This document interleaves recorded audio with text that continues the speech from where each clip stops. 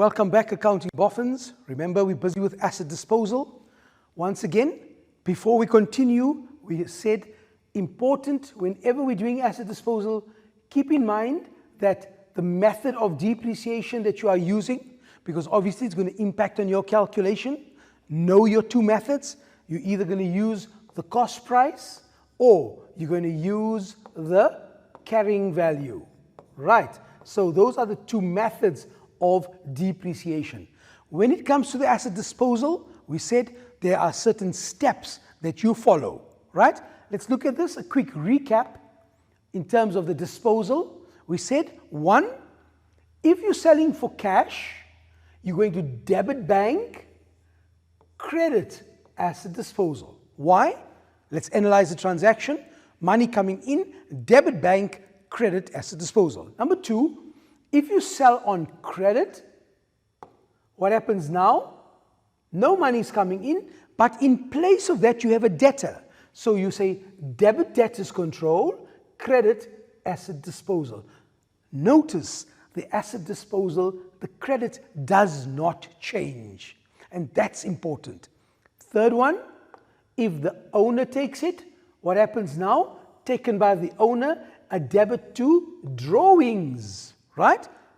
Because obviously drawings is the owner's account reflecting what the owner owes the business.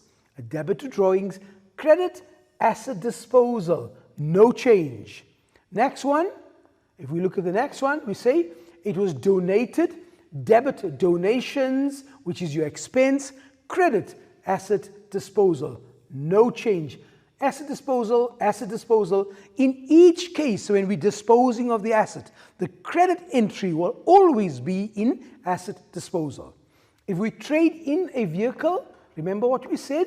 Trade in means we are selling the vehicle to the motor car dealer, therefore a debit to creditors control and a credit to asset disposal. And the last one, an important one, is the vehicle was insured. The insurance company have accepted the claim but haven't paid us as yet. We'll debit insurance claim, right? Which is an asset account. And very important, guys, insurance claim will appear under trade and other receivables in your balance sheet. In your statement of financial position, you'll show insurance claim as an asset. The insurance company owes you that money. Debit insurance claim, credit asset disposal. So what is important is immaterial of how you dispose of the asset. You'll always credit the asset disposal account. The debit will depend on how you dispose of it. Okay.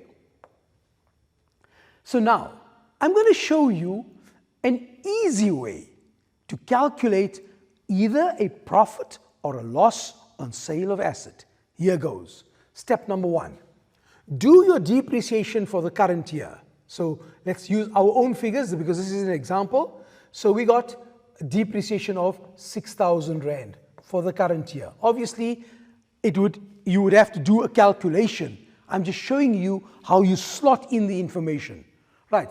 The cost price of the asset was 50,000. There we go. The accumulated depreciation was 30,000 at the beginning of the year. Immediately you put a plus sign alongside it. So what I'm saying is that whenever you're doing an asset disposal question, use this table. It makes your life much, much easier. Right. So 30,000, what was the current depreciation? 6,000. Add the two together to give you a figure of 36,000 Rand. What was that? It was your balance at the beginning of the year.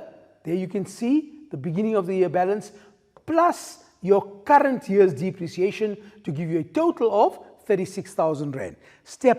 Next step, calculate the carrying value. What's my carrying value?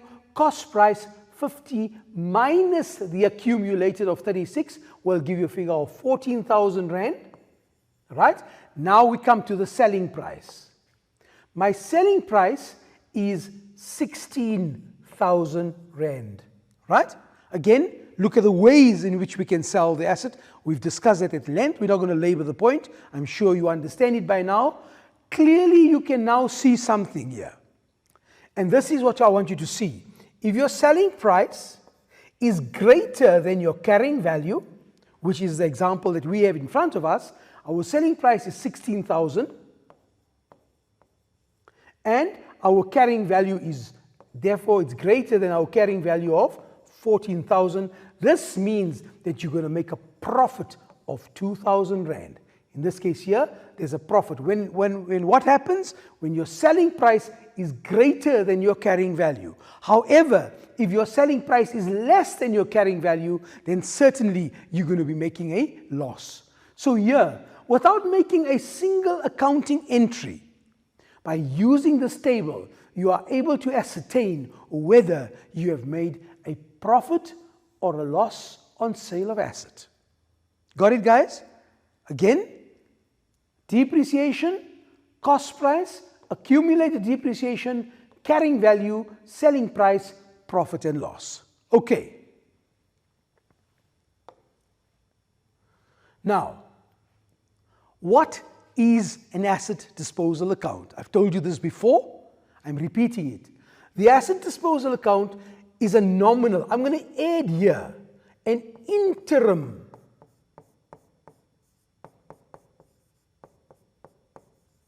An interim nominal account. Interim means it's an in-between account. It serves a particular purpose, right? It's open specifically for the disposal of this asset. And what did I tell you? I told you it self-destructs. After it is closed off, it will not be used anymore. So once it served the purpose of collating all the information regarding the asset that you are disposing of, you will notice that it will self-destruct, meaning it will close off by itself and you will no longer have use for the account anymore because it will either give you a profit or a loss on sale of asset. Let's look at the information that we have here. We are told the financial year of ABC Traders ends on the 28th of February 2020. The following balances appeared on the 1st of March 2019. Equipment 200,000, accumulated depreciation 50,600. All right? That's the information that we have. On the 31st of August 2019, ABC Traders sold old equipment on credit to PZZ for 4,500. The original cost price was 11,000.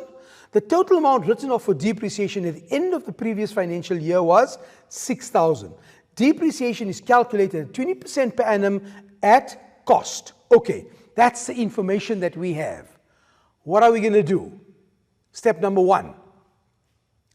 Because we are using the cost price method of depreciation, like we said earlier on, remember, they're telling you it's at 20% per annum on cost. So the cost price of the asset was 11,000. Here we go. Start off by taking your 11,000. Remember your art, amount, rate, and time.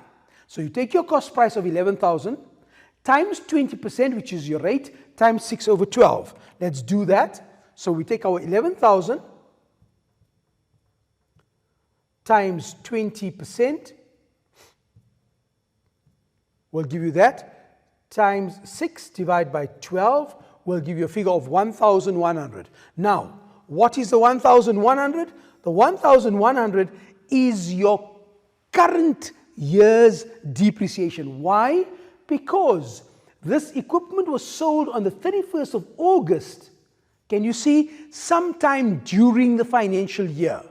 Okay, this means therefore that we've calculated our current depreciation. So remember the table that we alluded to just now? Here we go. 1,100 is my depreciation. In this case here, I had to calculate it. Step number 2, the cost price. The cost price of my asset was 11,000 Rand, right? Step number 3, the accumulated depreciation at the beginning was 6,000 Rand. That was information that was given to us. Here we are told that your depreciation at the end of the previous financial year was 6,000 Rand. In other words, that was your accumulated depreciation at the beginning of the financial year. End of last year, beginning of this year. This means therefore that There's, you start off your accumulated with your 6,000. Remember what we said? Add your current year's depreciation. Very, very important. Add the 1,100 to give you a figure of 7,100. In total, you add the 6,000 plus the 1 will give you 7,100. Next step, what are we going to do? Calculate the carrying value. Let's do that. So we take the 11,000, which is your cost price, 11,000 minus 7,100, which was my accumulated depreciation, to give me a figure of 3,900. There's my carrying value. Once again, cost price minus the accumulated depreciation to give me a carrying value of 3,900. Okay, now this asset was sold for 4,500. Remember what we said.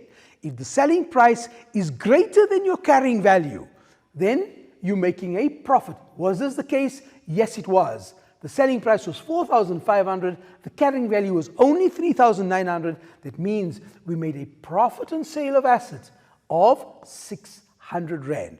Remember, it can happen that you can sell for less than the carrying value. Then obviously you're making a loss on sale of asset. Okay, so now, watch. Here's my asset disposal account. And this is what I wanted you to see. Step number 1, there's your cost price, okay, of 11,000 Rand that you transferred. Remember, the entry for the first one, the depreciation, was a separate entry. What did we do with that one? We said debit depreciation with the 1,100, and you credited accumulated depreciation. Now watch, here's your accumulated depreciation. I'm just separating this particular asset to give you clarity. This one had a total of 6,000 as an opening balance, plus the 1,100, which is this contra entry here for the current year, where we debited depreciation and credited accumulated depreciation. Watch, the 7,700, there we go, 7,100, sorry, not 7,700. It's 6,000 plus 1 will give me 7,100. There we go, there's my 7,100. Right, this was sold on credit, so my contra is debtors control. How much? 4,500. Watch what happens now. We're now sitting with a situation where if you add this up, it gives you a total of 11,600. That's your 7,100 plus your 4,500. And clearly you can see that you've got a profit on sale of asset of 600 Rand. Does this tie in with my table? Perfectly it does. Can you see profit on sale of asset of 600 Rand? Watch, when I drop the account, there's my profit on sale of asset, 600 Rand. Okay, so once again, remember the steps. Depreciation, pro rata, amount of months that you have used the asset. Number 2, cost price. Number 3, accumulated depreciation. Start off with your opening balance, add the pro rata depreciation. Work out your carrying value. What's your carrying value? Cost price minus accumulated depreciation. Just a quick one here, guys, while we're at it. You saw the entry for depreciation, the cost price, the accumulated. Why was there no entry for the carrying value? Any ideas? Carrying value, there's no entry for it because there's no account. However, this one here, when you're doing this under examination or whenever you're working with an activity, always put a big 3 there. The big 3. What's the big 3? Note number 3. In note number 3, you indicate, right? What do you indicate? Disposals at carrying value. Can you see how this table is going to assist you with your disposal and in completing your note number 3 as well? Okay. So, just a quick one in terms of our theory. What is an insurance policy? An insurance policy is a contract which the insurance company undertakes on payment of a premium to pay compensation for the damage or loss that the insured property may suffer as a result of fire or theft. That's your policy. I'm explaining these terms to you because of its importance. That's your contract with your insurance company. Okay, That's your insurance policy. Then you have, what is an insurance premium? An insurance premium is the amount that we pay on a monthly basis to the insurance company by the policy holder. So if you are the policy holder and you are paying insurance on your vehicle, then on a monthly basis you will pay your premium, right? Which is payment in advance for the full financial period. So you're going to pay for a 12-month period. And then the third one is insurance is regarded as an expense and is recorded in the income statement. So yes, your insurance premium, your insurance is an expense. It will go in your statement of comprehensive income or your income statement. Remember, we're using the terms now, the new terms, statement of comprehensive income, which is your income statement. It will be shown as an expense. However, when we talk about an insurance claim, what do we mean by that? By that we mean it's a written letter notifying the insurance company of a request or payment of the amount specified. That means if they tell you the insurance company have accepted your claim, they haven't paid you as yet, that claim will be a debtor. They owe you that money and it will appear in your statement of financial position under trade and other receivables. Okay guys, so clearly understand what we mean by an insurance policy, an insurance premium, and an insurance claim. Do not confuse the different concepts here when it comes to insurance. So your insurance policy is just the policy that you sign, a contract between you and the insurance company. Your insurance premium is your expense, which is paid on a monthly basis. But your insurance claim is a claim that you make against the insurance company. If they accept the claim, they're owing you that amount, and that will appear in my balance sheet under trade and other receivables. Okay, guys, we've done extra work on asset disposal. We're going to do more after the break, so see you just now.